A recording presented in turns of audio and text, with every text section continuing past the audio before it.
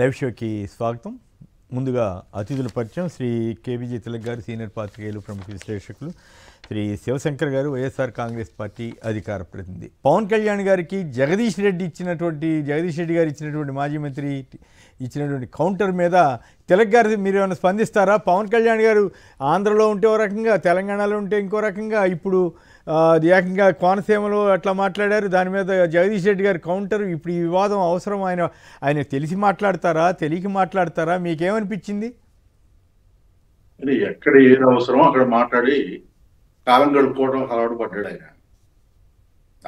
అది ఎన్నోసార్లు రుజువైంది. కూటమిలో ఉంటే ఒక రకంగా, చంద్రబాబు గారితో పొత్తు లేకపోతే ఒక రకంగా, హైదరాబాద్లో ఉంటే ఒక రకంగా, ఆంధ్రాలో ఉంటే ఒక రకంగా. ఆయన నోటికి అది హద్దు లేని నాలుక అది. అందువల్ల ఆయన గురించి మనం మాట్లాడుకోవడం కూడా వేస్ట్ తప్ప మరొకటి కాదు. సో అంతవరకే అంటారు. రైట్. తిలక్ గారు చెప్పండి, వై సుబ్బారెడ్డి గారు అడిగిన ప్రశ్నలకి చంద్రబాబు గారి దగ్గర నుంచి కానీ, టీటీడీ నుంచి కానీ ఏమైనా సమాధానాలు వస్తాయా? అసలు జంతు కొవ్వు అనే ఇష్యూని పక్క పంపించేసి ఈ రకంగా చేయటం, శ్రీవారికి అప్రతిష్ట కలిగే ఏ పని చేయనన్నప్పుడు మరి జంతు కొవ్వు అన్న దాని మీద ఎందుకు అది అప్రతిష్ట కలిగించిందా లేదా? ఇప్పటికి కూడా అదే రకంగా ఇది అవినీతి కేసా లేకపోతే కల్తీ కేసా అన్న దానితో సంబంధం లేకుండా కథలుగా డైవర్షన్ చేయిస్తున్న తీరు కానీ, సో ఈ రెంటి మీద మీ అభిప్రాయం చెప్పండి. తిరుపతి నెయ్యి విషయంలో సిట్టు చేస్తున్నది పోలీస్ దర్యాప్తు కాదు. నా అభిప్రాయం ప్రకారం అయితే అది రాజకీయ దర్యాప్తు. ఎందుకు ఈ మాట అంటున్నానంటే, అసలు సుప్రీంకోర్టుకి వెళ్ళింది సుబ్బారెడ్డి గారు. ఆరోపణ చేసింది జంతువులు కొవ్వు కలిసిందని ఆరోపణ చేసింది చంద్రబాబు నాయుడు గారు, ఆ తర్వాత తెలుగుదేశం మంత్రులు. కాబట్టి సిట్ వాళ్ళు ఎవరిని అడగాలి? ముందు విచారించాలి, చంద్రబాబు నాయుడు గారిని అడగాలి. మీకు ఎట్లా వచ్చింది ఇన్ఫర్మేషన్? జంతువుల కొవ్వు కలిసిందని మీరు ఎట్లా చెప్పారు? మీకు ఎవరు చెప్పారు? ఆధారాలు ఏమిటి? మీకు చెప్పిన వాళ్ళకి ఎవరు చెప్పారు? వాళ్ళ దగ్గర ఉన్న ఆధారాలు ఏమిటి? ఇది కదా ఎంక్వైరీ ప్రారంభం కావాల్సింది. అక్కడ ప్రారంభం కాకుండా తిరుపతి వెళ్ళి కాంట్రాక్ట్ ఎవరు ఫైనలైజ్ చేశారు, కాబట్టి బోర్డు ఏమైనా నిర్ణయం తీసుకుందా, ఈ మాటలు మాట్లాడుతున్నారు.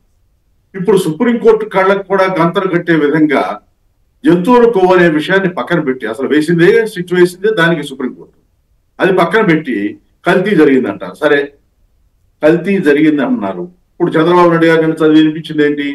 14-19 మధ్యలో 4 లారీలు వెనక్కి వెళ్ళి అది వాడారు అని చెప్పి అది వెనక్కి పంపించారు. కాదు, మీరు పొరపాటు పడుతున్నారు. ఈ గవర్నమెంట్ కూటమి ప్రభుత్వం వచ్చిన తర్వాత 24 మరి ముఖ్యమంత్రి ఆయనే కదా. అవును. ఆయన బ్రెయిన్ ఉపయోగించి మాట్లాడుతున్నారా లేకపోతే యథాలాపంగా మాట్లాడుతున్నారా?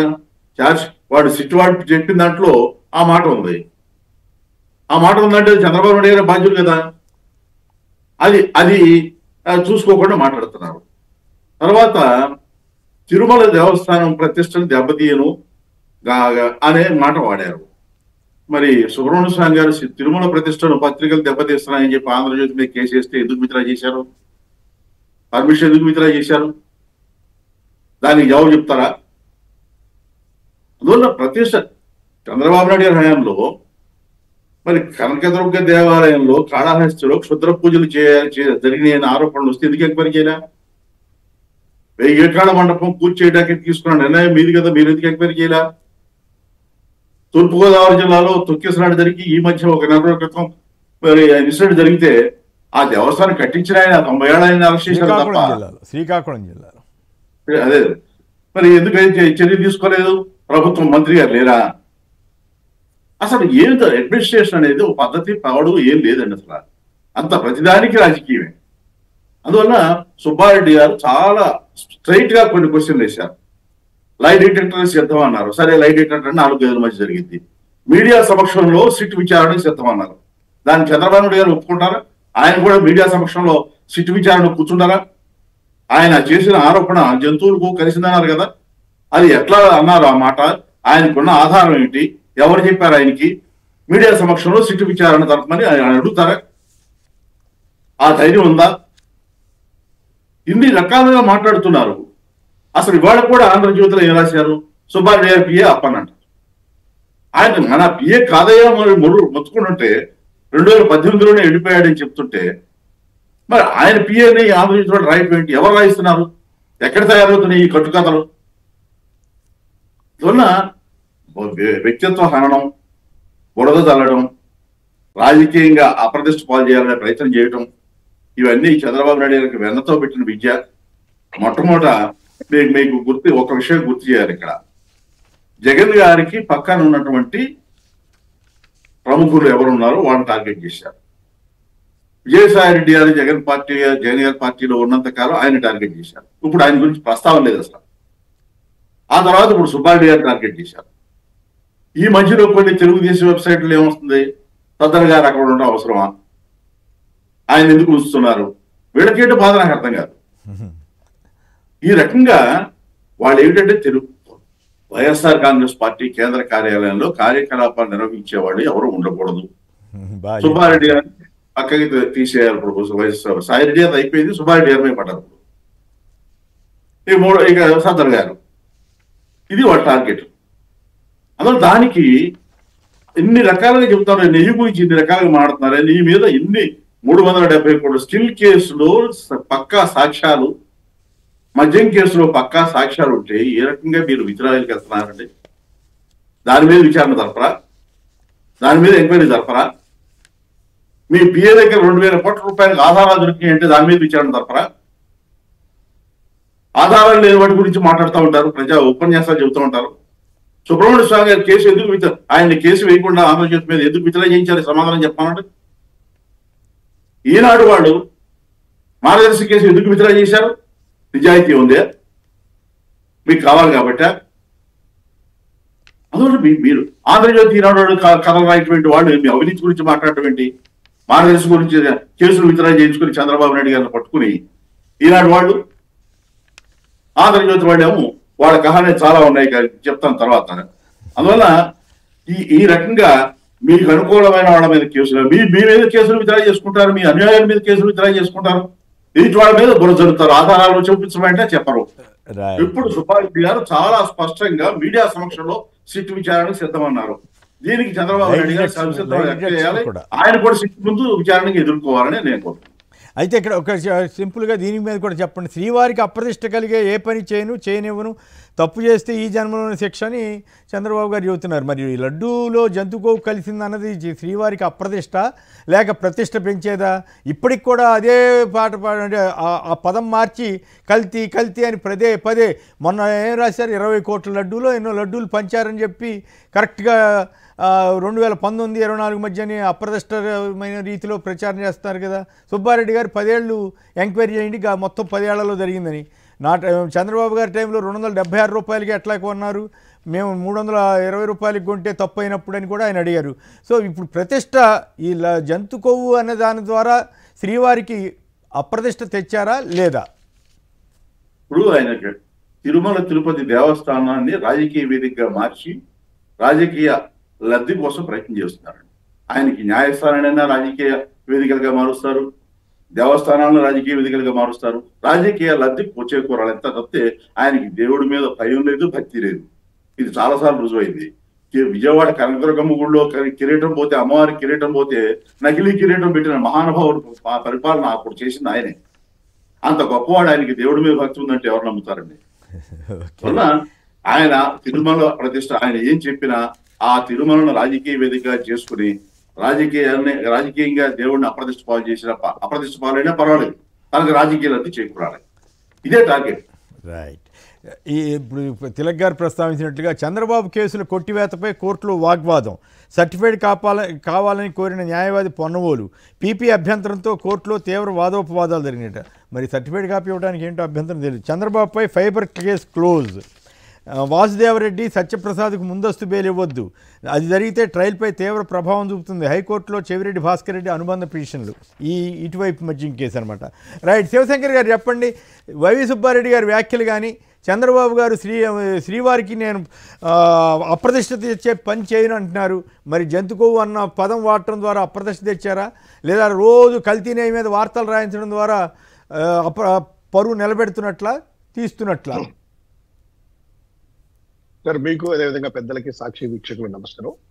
ఈ ఎపిసోడ్ అంతా లడ్డు ఎపిసోడ్ కావచ్చు, తిరుమల కావచ్చు, పరకామణి కావచ్చు, ఈ అంశాలన్నీ తీసుకున్నట్లయితే దేవదేవుణ్ణి రాజకీయ వేదికగా చేసుకొని వాళ్ళు జగన్మోహన్ రెడ్డి గారిని, వైఎస్ఆర్ కాంగ్రెస్ పార్టీని టార్గెట్ చేస్తూ ఆ దేవదేవునికి అప్రతిష్ట పాలు చేస్తా ఉన్నారు. ఇక్కడ క్లియర్ కట్ గా ఎందుకు చెప్తున్నామంటే ఇదంతా కూడా ఆయన నిన్న చేసేదంతా చేస్తూ ఇవన్నీ మళ్ళా దేవదేవుడికి ఏమి చేయదు, ప్రతిష్ట పెంచుతాను, ప్రతిష్ట పెంచడం కాదు, శ్రీవారి ప్రతిష్టను, లడ్డు ప్రతిష్టను పూర్తిగా మంట కలిపారు ఆయన. అనకూడదేమో కానీ ఆ మాట. ఎందుకంటే ఎన్ని ట్రోల్స్, ఎన్ని మీమ్స్ చూసామో, లడ్డు పట్టుకొని కొంతమంది ఇలా చూసేసి, వాసన చూసేసి ఆ ప్రసాదాన్ని ఎంత అవమానపరుస్తున్నారు. దీనికి ఎవరు కారణం, ఎవరెలా ఇచ్చారు? ఇక దీనికి సంబంధించింది ఒకటి.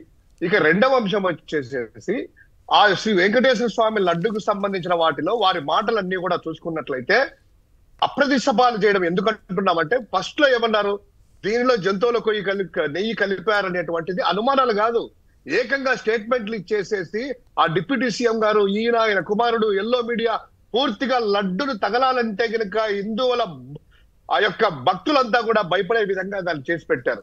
తర్వాత ఏమన్నారు స్లోగా, ఇప్పుడు అనిమల్ ఫ్యాట్ కాదు, ఇది వెజిటబుల్ ఫ్యాట్ అంటారు. అంటే అదే ఎల్లో మీడియా ఈ రోజు వెజిటబుల్ ఫ్యాట్ కలిసిందంట అని అంటారు. అంటే నిజంగా దానికి అనిమల్ ఫ్యాట్ ని ఎవరు చెప్పారు, ఎలా చెప్పారు, ఏంటి, దానికి శాస్త్రీయ ఆధారాలు లేకుండా కేవలం రాజకీయం చేయడానికి ఆ రోజు ఈ యొక్క దేవదేవుడి మీద అపార్థాలు వేసేసి హిందువుల మనోభావాలను దెబ్బ తీసేసి ఈ రోజు మాట మారుస్తున్నారు. ఇక రెండవది, ఏదైతే సిట్ విచారణ జరుగుతుందో ఆ విచారణకు సంబంధించింది సుబ్బారెడ్డి గారు తిరుమల తిరుపతి దేవస్థానం చైర్మన్ గా చేసిన వ్యక్తి, అదే విధంగా పార్లమెంటరీ పార్టీ నేత, రాజ్యసభ సభ్యులు క్లియర్ కట్ గా నేను ప్రెస్ మీట్ పెట్టి చంద్రబాబు నాయుడు గారికి, వారి ప్రభుత్వానికి, వారి పార్టీకి, ఎల్లో మీడియాకి సూటి ప్రశ్నలు వేస్తారు. అదే ప్రశ్నలు నేను రివీల్ చేస్తాను, వీళ్ళు సమాధానం చెప్పాల్సినవి.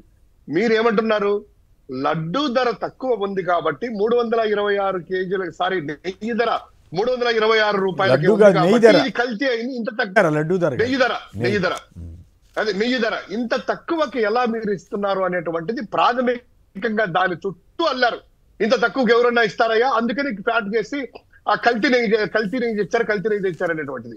ఇదే చంద్రబాబుని సూటిగా సిట్టు వాళ్ళ నోబు అందరిని అడిగేది ఏంటంటే, ఆన్ ది రికార్డ్స్ 2014-19 మధ్యలో 279 రూపాయలకి, 274 రూపాయలకి, 295 రూపాయలకి నెయ్యి కొనుగోళ్లు ఎలా చేశారు అంటే, ఆ నెయ్యిలో మీరేమన్నా యానిమల్ ఫ్యాట్ కలిపారా, వెజ్ ఫ్యాట్ కలిపారా అంటే 2014 నుంచి 19 వరకు అమ్మినటువంటి ప్రతి లడ్డూలో కూడాను కల్తీ నెయ్యి వేసి అమ్మారా? అదే కదా మీరు అండేది. 326 రూపాయలకే కొనేటువంటిది ఎట్లా వస్తుందయ్యా, ఇట్లా కల్తీ చేశారన్నప్పుడు అతి తక్కువ ధరకు 5 సంవత్సరాలు వివిధ ధరల్లో అమ్మినటువంటి మీరు నెయ్యిలో ఏ కల్తీ కలిపారనేటువంటి అడుగుతున్నాము. ఇంకొకటి క్లియర్ కట్ గా అడిగేది ఏంటంటే, 2000 ఎవరీ 6 months కి 6 నెలలకు ఒకసారి టెండర్లు అనేటువంటిది ప్రక్రియ జరుగుతూ ఉంటది. ఇది కొత్తగా వచ్చినటువంటిది కాదు, గత 20 సంవత్సరాల నుంచి 30 సంవత్సరాల నుంచి అటువంటి ప్రక్రియ. అదే కాకుండా వివిధ సంస్థల్ని ఒకటే సంస్థ సరఫరా చేయలేదు కాబట్టి L1, L2, L3 వచ్చిన వాళ్ళకి, అంటే లీస్ట్ ప్రైస్ ఇచ్చిన వాళ్ళకి అందరూ కూడా కలిపి ఒక ధర నిర్ణయించేసి ఇచ్చేటువంటి ప్రక్రియ మొదటి నుంచి వస్తది. అందులో భాగంగా 2024 జూన్లో ఏదైతే మా హయాంలో వాళ్ళు వచ్చే ముందరగా ఏఆర్ డైరీ అనేటువంటిది వచ్చింది. ఇక్కడ క్లియర్ కట్ గా సార్ కొమ్మినేని గారు, 2024 జూన్ నుంచే ఏఆర్ డైరీ అనేటువంటిది మొదటిసారిగా సరఫరా చేయడానికి వాళ్ళకి అవకాశం దొరికింది. టెండర్లో లీస్ట్ కోడ్ ప్రైస్ చేసేసి సరఫరా చేయడానికి వచ్చారు. వచ్చిన తర్వాత దాన్ని జూన్ జూలైలో, అంటే వాళ్ళు ముఖ్యమంత్రిగా ప్రమాణ స్వీకారం చేసిన తర్వాత మొదటి ట్యాంకర్ అనేటువంటిది వచ్చింది. ఆ ట్యాంకర్ అనేటువంటిది ఎనికి పంపించామంటున్నారు. ఎనికి పంపించిన తర్వాత అదే మా సంవత్సరంలో ఆగస్టులో అదే ఏఆర్ డైరీని మీరు ఎందుకు లడ్డూలో ఉపయోగించారు? ఎనికి పంపించిన దాన్ని ఏఆర్ డైరీని అదే ఏఆర్ డైరీ నుంచి వస్తే అదే లిస్ట్ ప్రైస్ కి సరఫరా చేస్తే అప్పుడు సంబంధించింది ఎనికి పంపిస్తే ఎందుకు మళ్ళీ ఆగస్టులో మీరు వాడారు? దీనికి సమాధానం చెప్పగలరా? ఇక రెండవది, ఎనికి పంపాం మేము కూడా నేను సార్ డెవలప్ చేసి జాతీయ డైరీ డెవలప్మెంట్ ద్వారా పరీక్షలు చేసిన తర్వాతనే తిరుమలలోకి ఆ ట్యాంకర్లని అలో చేస్తారు, ఆ స్టోరేజ్ హౌస్, వేర్ హౌస్ కి. ఆ చేసిన తర్వాత టెస్ట్ల పరంగా 80 లక్షల రూపాయలు పెట్టి అత్యాధునిక ఎక్విప్మెంట్ జగన్మోహన్ రెడ్డి గారి హయాంలో, మా ప్రభుత్వ హయాంలో టీటీడీలో కొనుగోలు చేసేసి వివిధ క్వాలిటీ చెక్లు చేసేసి తర్వాతనే ఈ యొక్క అన్న ప్రసాదాల్లో వాడడం జరుగుతుంది. సో మీరు 14 సార్లు వైఎస్ఆర్ ప్రభుత్వం ఉన్నప్పుడు 14 సార్లు ఇలా నెయ్యిలో ఏదైనా కూడా వాసన వచ్చిందా, ఓల్డ్ స్టాకా లేకపోతే ఏదైనా ఉన్నప్పుడు 14 ట్యాంకర్లు ఎనికి పంపించాము. ఇది ప్రక్రియ. దీన్ని పట్టుకొని కల్తీ జరిగింది కాబట్టి ఎనికి పంపించారు, కల్తీ వాడతారు అంటున్నారు కదా. 2014-19 మధ్యలో 18 సార్లు 18 టైమ్స్ ఇదే నెయ్యి అనేటువంటిది వచ్చిన తర్వాత ఎనికి పంపించారు. అంటే ప్రతిసారి మీరు ఎనికి పంపించింది తీసుకున్న ఒక మీరు చేసినటువంటి ఆ ఆరోపణల్లో ఎనికి పంపిస్తే కల్తీ వచ్చిందని, తక్కువ ధరకు చేస్తే కల్తీ వచ్చిందని ఈ 2 అంశాలు మీరు పదే పదే వాడుతున్నారు కదా. ఇదే 2 అంశాలని 14 సార్లు మేము వెనక్కి పంపిస్తే 18 సార్లు మీరు వెనక్కి పంపించారు మీ హయాంలో. తర్వాత 326 రూపాయలకు మేము కొనుగోలు చేస్తే తక్కువ ధరకని, అంతకంటే తక్కువ ధరకు మీరు 276 రూపాయలకి, 274, 295 రూపాయలకి వివిధ ధరల్లో మీరు కొన్న మీరు ఎన్నిసార్లు ఇంత కల్తీ చేశారు? అందులో మీరే చెప్పండి. మీరన్నట్టుగా మొదటగా యానిమల్ ఫ్యాట్ కలిసిందని తక్కువ ధరకు కొన్నారా, లేకపోతే కనుక వెజ్ ఫ్యాట్ కలిసిందని తక్కువ ధరకు కొన్నారా? ఒకవేళ తక్కువ ధరకే ప్రామాణికమైతే సో దేవదేవుడి మీద రాజకీయాలు చేయొద్దు. దాని గురించి నిన్న చైర్మన్ గా చేసినటువంటి వ్యక్తి ఢిల్లీ వేదికగా ప్రెస్ మీట్ పెట్టి సవాల్ విసిరారు.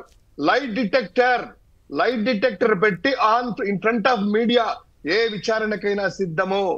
ఇంకొకటి, ఎందుకు మీరు ఇన్నిసార్లు తక్కువ ధరకి అన్నప్పుడు ఎన్నిక పంపినప్పుడు అన్నప్పుడు 2019 నుంచి 24 వరకు ఎందుకు ఈ సిట్టు విచారణ చేస్తుంది? 10 సంవత్సరాలు తీసుకుంటే అంతకంటే తక్కువ ధరకు వచ్చి ఎన్నిక పంపించినట్టు వరకు 2014 నుంచి 2024 వరకు 10 సంవత్సరాలు ఎందుకు తీసుకోకూడదు? ఎందుకు మీరు సెలెక్టివ్ విచారణ చేస్తున్నారు? సెలెక్టివ్ విచారణ ఎందుకు చేస్తున్నారు అనేటువంటిది ఇక్కడ ప్రధానమైనటువంటి ప్రశ్న ప్రతి ఒక్కరిని తొలిచేది.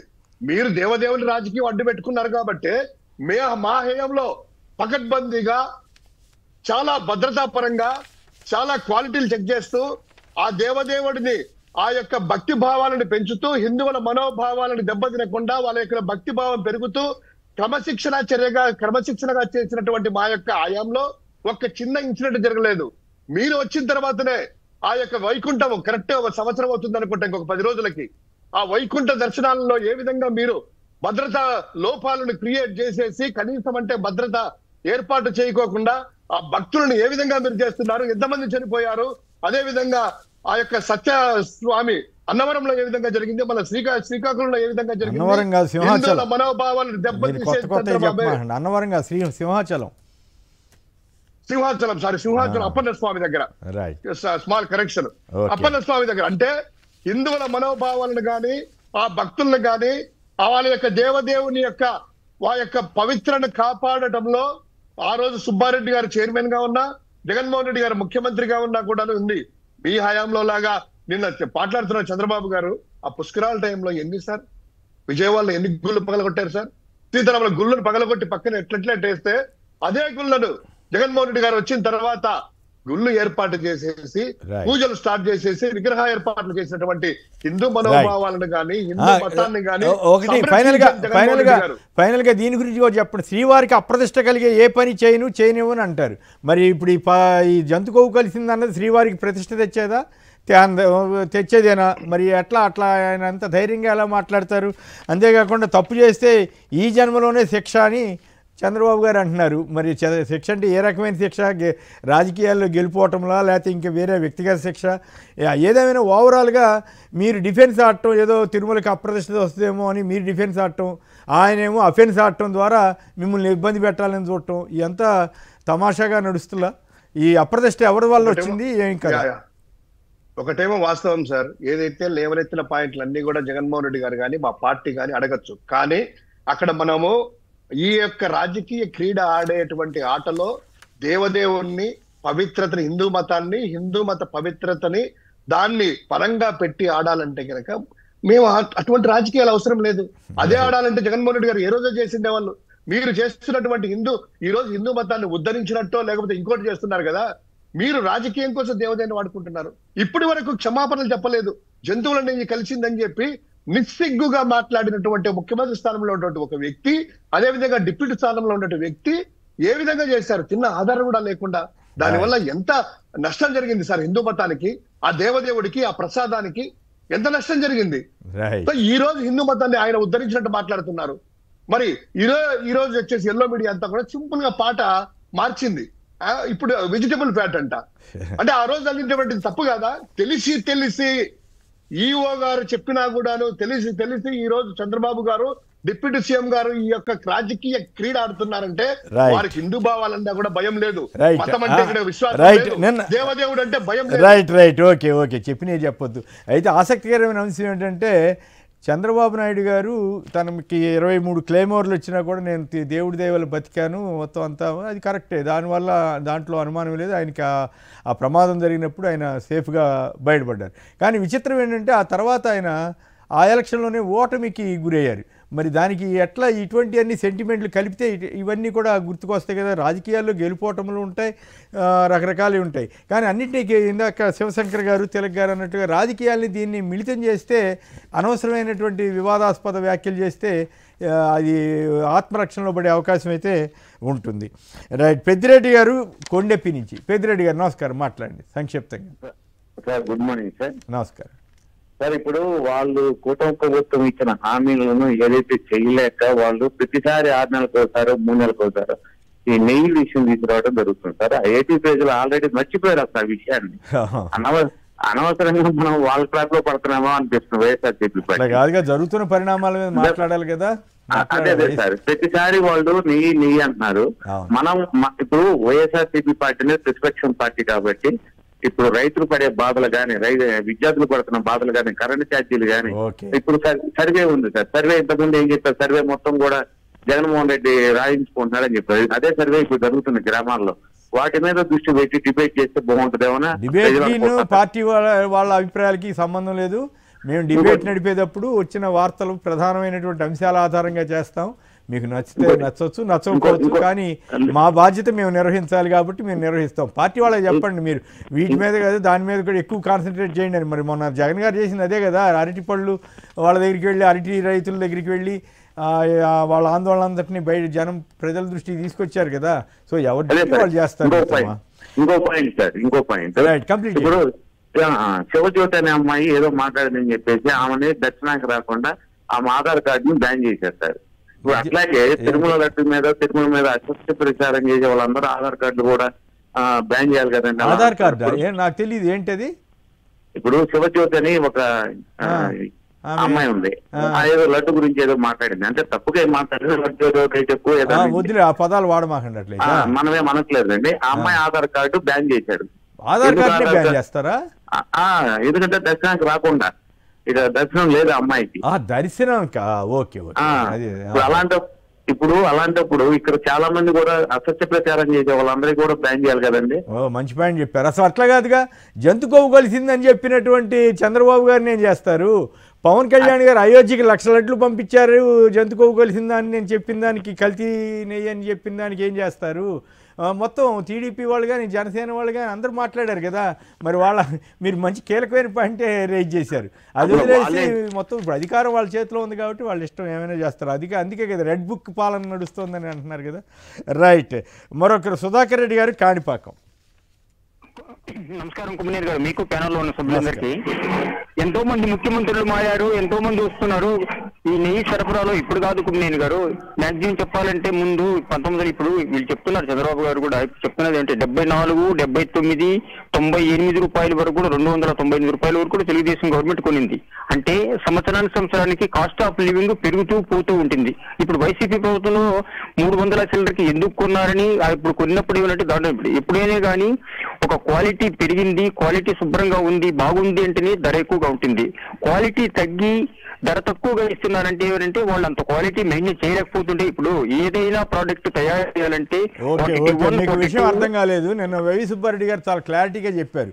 నెయ్యి అనే దానికి సపరేట్గా ఏమి కొనుక్కొచ్చి తయారు చేసేది కాదు, కొన్న పాల నుంచి తీసినటువంటి వెన్నది. ఆ వెన్నని కాసి ఇస్తారు, దానికి అయ్యే ఖర్చు తక్కువ ఉంటుంది కాబట్టి కంపెనీల వాళ్ళు తక్కువ ధరకి ఇస్తారు. అది తెలుగుదేశం గవర్నమెంట్లో అయినా వైసీపీ గవర్నమెంట్లో అయినా. ఆ విషయం తెలియక మనం క్వాలిటీ ఉండాల్సిందే, దాంట్లో అనుమానం లేదు. ఎందుకు తక్కువ ధరకి ఇస్తారన్న దాని మీద ఆయన చాలా క్లారిటీగా చెప్పారు. మీరు అది ఫాలో అయినట్లేరు, ప్రజలకి ఆ విషయం తెలియాల్సిన అవసరం ఉందని నాకైతే అనిపించింది. రైట్, సీతారాం గారు హైదరాబాద్ నుంచి. సీతారాం గారు నమస్కారం, మాట్లాడండి సంక్షిప్తంగా. శ్రీనివాసరావు గారు నమస్కారం, మాట్లాడు సార్. ఏమలేదు సార్, ఇప్పుడు మన ఈ జగన్మోహన్ రెడ్డి సార్ జగన్మోహన్ రెడ్డి గారు వైఎస్ఆర్సీపీ ఏ ఎలిగేషన్ చేసినా, ఏ తప్పులు ఎత్తి చూపడానికి ప్రయత్నించినా ఇతను ఏదో ఒక ఇష్యూనే తీసుకొచ్చి దాన్ని డైవర్ట్ చేస్తారు అంతే సార్. నేను హైదరాబాద్ ఉంటాను, ఇక్కడ కూడా జనాలు అదే చెప్తున్నారు. అసలు చేసేదంతా డైవర్ట్ పాలిటిక్స్ చేసుకొని వాళ్ళ మనుషులు కాపాడుకోవడం కానీ ఇందులో జరిగింది ఏమీ లేదు. అంతా భక్తులు అందరూ బాగానే ఉంటారు. నేను మొన్న వెళ్ళాము, తిరుపతి వెళ్ళాము, అక్కడ భక్తులకైతే ఏమి లేదు సార్. అందరూ అనుకోలేదు, వీళ్ళు ప్రచారాలు వీళ్ళు ప్రచార మాధ్యమాలతోనే జనాలు ఇచ్చేస్తాను కానీ చాలా బాగుంటాం సార్. వీళ్ళు ఏదైనా భూముల గురించి ఏదైనా దేనికోసం ఉద్యమాలు చేద్దామని టైంకి దాన్ని ఏదో ఒక విధంగా డైవర్ట్ చేయడానికి చంద్రబాబు గారికి ఆ విషయంలో తిట్టాను, ఇందాక తిలక్ గారు కూడా చెప్పారు కదా. రైట్, థ్యాంక్ యూ అండి. ఇక విశాఖకు డేటా సెంటర్ల వెల్లు అంట, ఎల్లో మీడియా రాస్తుంది. మంచిదే, వస్తే మంచిదే, కానీ ఉద్యోగాలు కూడా వస్తే బాగుంటుంది. ధాన్యం దళారుల భోజ్యం, పంట కొనుగోలులో పూర్తిగా చేతులెత్తేసిన చంద్రబాబు ప్రభుత్వం. మిల్లర్లు దళారుల ఇష్టారాజ్యానికి పచ్చజెండా. 2-3 గ్రామాలను ఓ దళారికి అప్పగించిన వైనం చాలా దారుణంగా ఉందంటున్నారు. ప్రత్యేకించి నిన్న కూడా మాట్లాడుకున్నాం, కృష్ణా జిల్లాలో కూడా ఆ పరిస్థితి ఉంది. జాయింట్గా దండుకో, అస్మదీయుడికే ఏకైక అర్హత. అస్మదీయుడి అనేది అనుభవం లేకపోయినా మరో సంస్థతో జత చేసి దోపిడీకి ప్లాన్ అంటూ Veligonda project feeder canal lining retaining wall టెండర్లో గోల్మాల్ అంటూ ఒక కథనాన్ని ఇచ్చారు. ఇక కొత్త జిల్లాల మార్పులు చేర్పులపై మిశ్రమ స్పందన, ఇష్టం కొంచెం కష్టం అంటూ మార్కాపురంతో పాటు ప్రకాశం ఓకే, మదనపల్లి జిల్లాపై హర్షం అంట, మరకటి జీవన్పై అన్నీ మళ్ళీ కొంత కష్టం ఎక్కడో మరి ఎక్కడ రాశారో ఏమో. రైట్, ఇక రెండో విడత భూ సమీకరణ తప్పనిసరి అని మళ్ళీ చంద్రబాబు గారు అమరావతి రైతుల మీద మరి ఏమంటారో దాన్ని వాళ్ళకి ఆందోళన కలిగించే మాట్లాడారు. ఇవాళ అమరావతిలో బ్యాంకులకు శంకుస్థాపన చేస్తారట. అన్నిటికంటే ఇది చాలా దారుణంగా ఉంది. నా డ్యూటీ నేను చేస్తే టార్గెట్ చేస్తున్నారు. దళితుడిగా పుట్టడమే నా తప్ప, అట్లాగే నాయుడిగా పుట్టాల్సింది అంటూ ఒక హోంగార్డ్ చేసినటువంటి వ్యాఖ్య సంచలనాత్మకంగా ఉంది. ఈరోజు సాక్షి పత్రికలో ప్రముఖంగా వచ్చింది.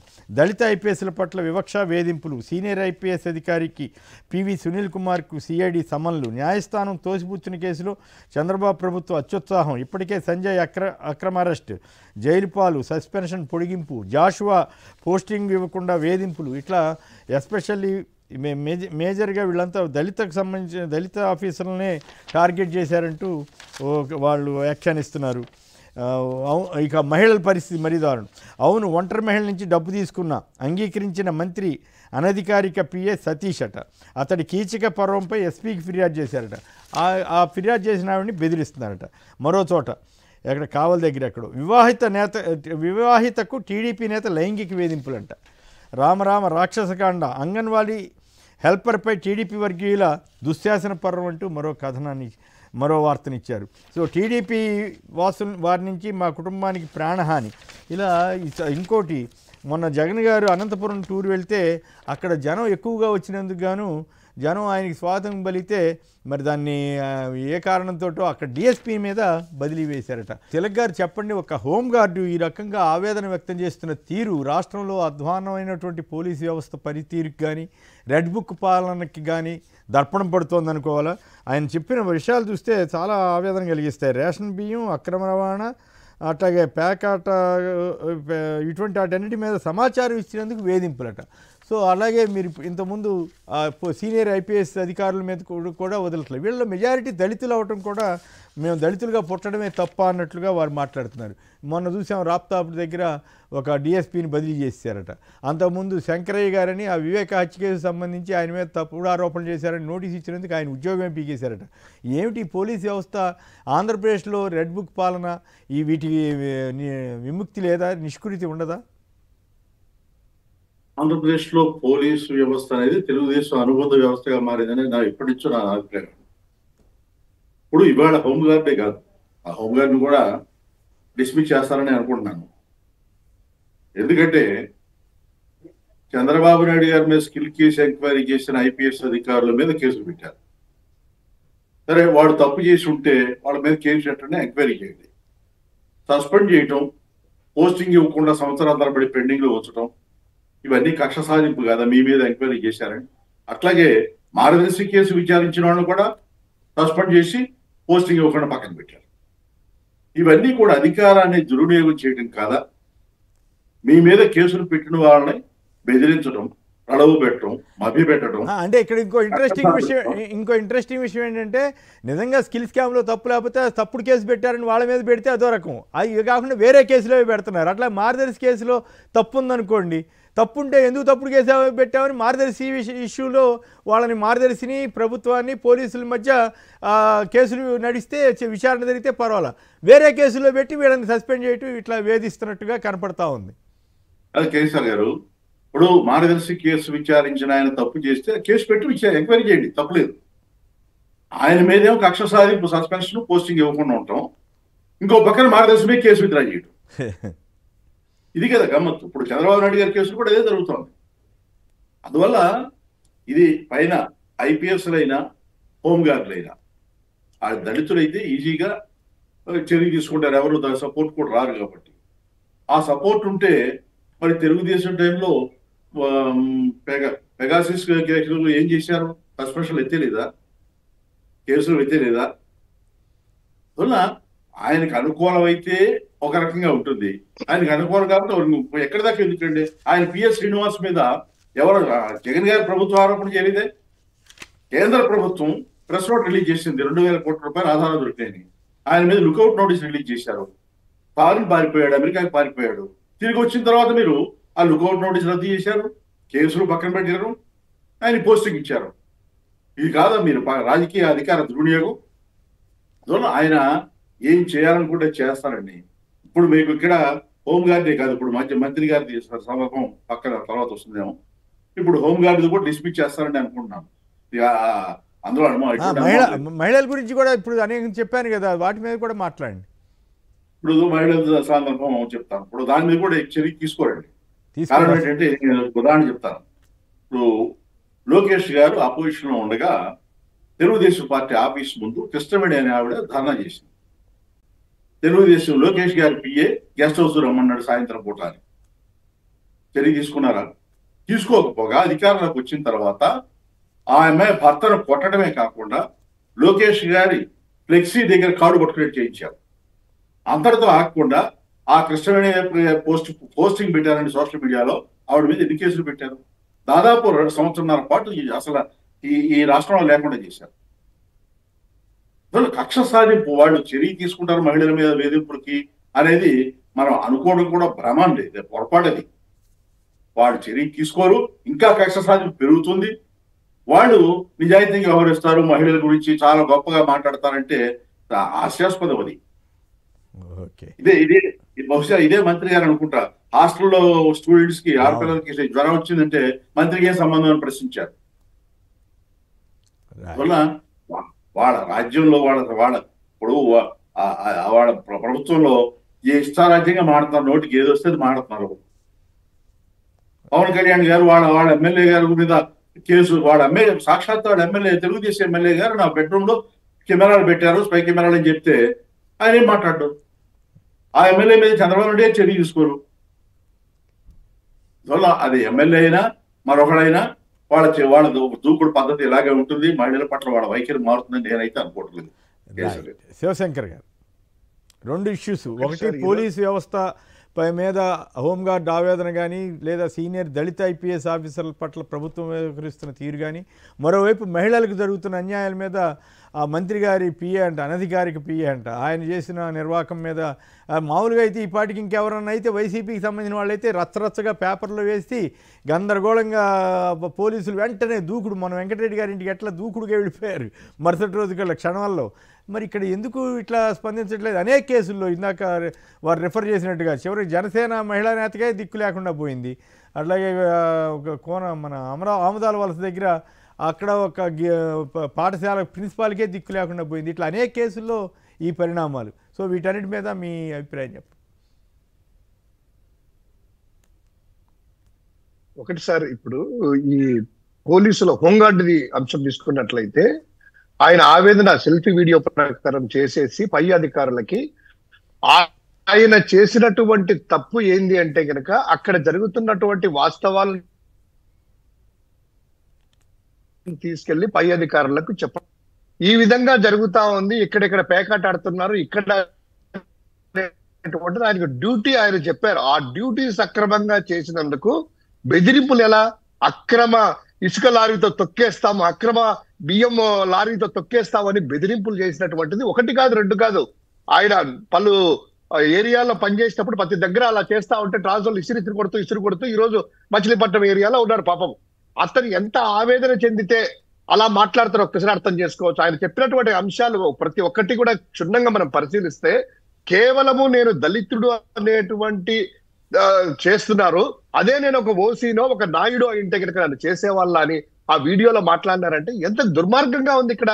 అంటే కులాలను టార్గెట్ చేస్తున్నారా, మతాలను టార్గెట్ చేస్తున్నారా, లేకపోతే కనుక మీకు నచ్చిన వాళ్ళను ఇంకో విధంగా ఉంటుందా? రూల్స్ అనేటువంటి అందరికీ ఒకేలాగా ఉంటాయి కదా. ఇది ఒక ఉదంతమే కాదు సార్, మీరు అన్నట్టు పోలీసు వ్యవస్థలో ఇందాక ఒక ట్వీట్ చూశాను. తెలంగాణ రిటైర్డ్ పూర్వపు ఐపీఎస్ అధికారి ప్రవీణ్ కుమార్ అని ఆయన ఉన్నారు. ఆయన ఒక ప్రవీణ్ కుమార్ ఆయన ఐపీఎస్ అధికారి, ఆయన ఏం పోస్ట్ చేశారు ట్విట్టర్ లో ఇందాక.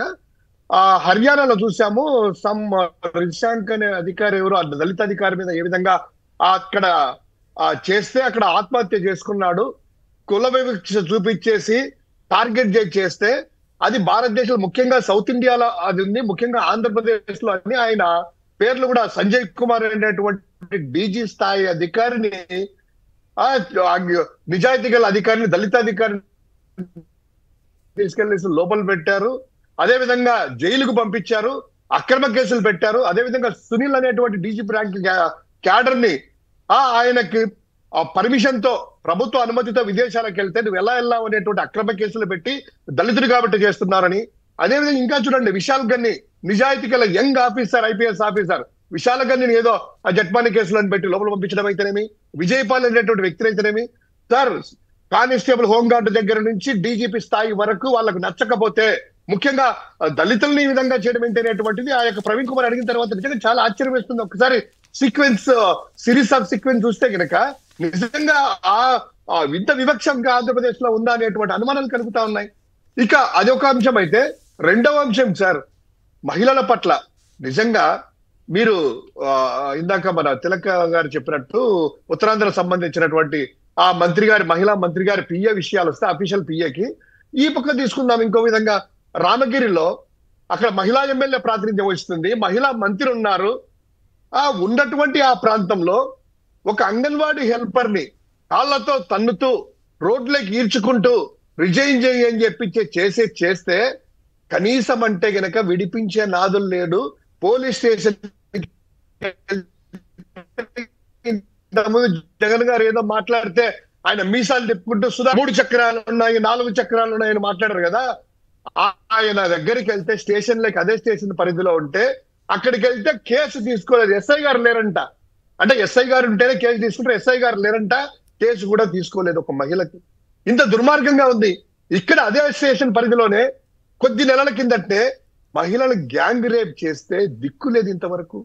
మొత్తం అంతా సభ్య సమాజం అంతా కూడా ఏలెత్తి చూపినా కూడా no police, no law and order, only private limited company లాగా ఉంది. అదే విధంగా మీరు అన్నట్టు యొక్క మంత్రి పిఏ గారు, అఫీషియల్ పిఏ గారు చేస్తే ఇంతవరకు హోంమంత్రిగా ఉన్నటువంటి మహిళ ఉంది కదా మంత్రి, అక్కడ తను కూడా మంత్రే కదా, అక్కడ సంబంధిత శాఖ మంత్రి కూడాను, ఇంతవరకు సస్పెండ్ చేసి జైల్లో లోపల ఎందుకు ఉంచలేదు? ఎందుకు అతని మీద చర్యలు తీసుకోలేదు? అంటే తెలుగుదేశం పార్టీ సంబంధించినటువంటి ఎవరైనా కూడా కూటమి వాళ్ళు ఎటువంటి అధికారులు కావచ్చు మీరు ఏమి చేసినా కూడా కేసులు లేవని చెప్పి మీరు ఎర్రబుక్కు రాజ్యాంగం బయట పెట్టింది అన్యాయంగా చేస్తున్నారా? ఎందుకు ఆ యొక్క మహిళను ఈ విధంగా చెప్పుకోలేనటువంటి భాషలో ఆ పిఏ చేస్తే ఎందుకు ఇంకా పిఏగా ఇంకా మీరు ఎందుకు అరెస్ట్ చేయలేదు? పవన్ కళ్యాణ్ గారిని కూడా అడుగుతా ఉన్నాను, ఆయన కూడా మాట్లాడుతూ ఉంటారు కదా. చంద్రబాబు గారు అంటారు ఒక మహిళ కానీ ఇది కానీ చేస్తే అదే వాళ్ళకి చివరి రోజులు కావాలని. ఎందుకు చివరి రోజులు చేస్తారు సార్? ఏం చేస్తున్నారు?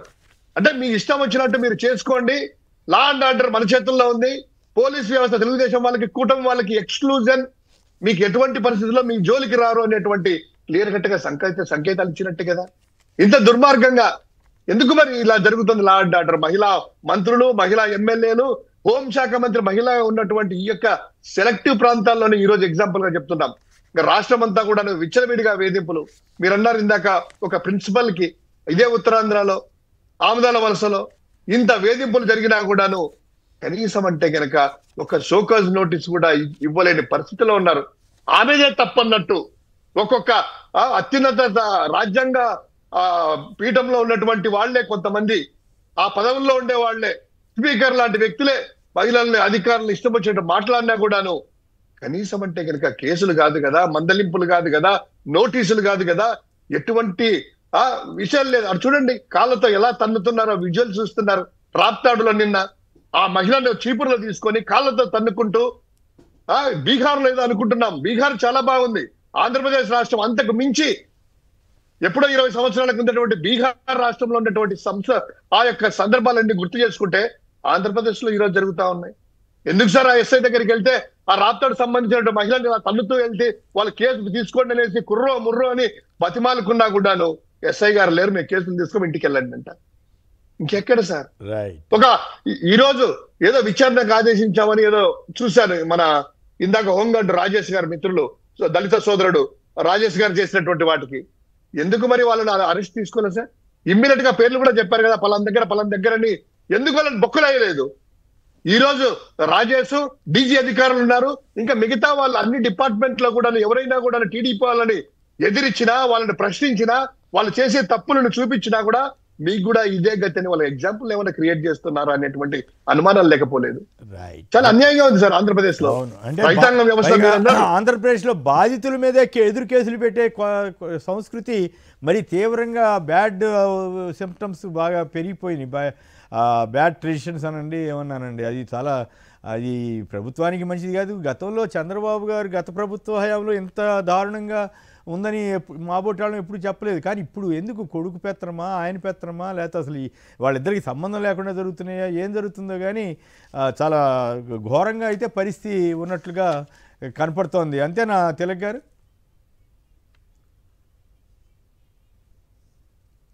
ప్రభుత్వంలో ఎవరు ఇష్టారాజ్యం వాడదండి.